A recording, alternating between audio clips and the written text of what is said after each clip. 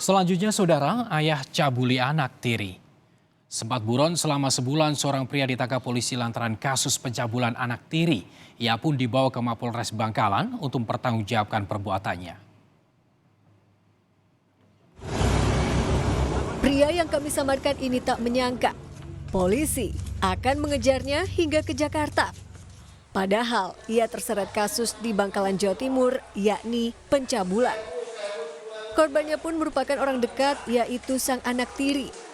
Pelaku berdalih kepada sang istri bahwa ia bisa menyembuhkan penyakit anaknya dengan cara mencabuli. Namun, lama-kelamaan sang istri pun curiga dan menyadari akal bulus itu. Ia pun melapor ke polisi. Pelaku lalu kabur dan sempat buron selama 1 bulan.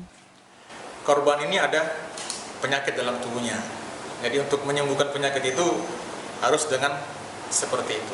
Harus disetubuhi anak ini. Makanya dari itu, tapi karena sudah berapa kali dilakukan oleh tersangka, ibu korban ini ada kejanggalan di situ. Makanya yang melapor adalah ibu korban sendiri.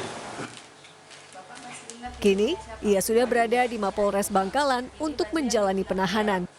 Tersangka dijerat pasal perlindungan anak dan terancam hukuman 15 tahun penjara. Didin Muhyiddin, Kompas TV, Bangkalan, Jawa Timur.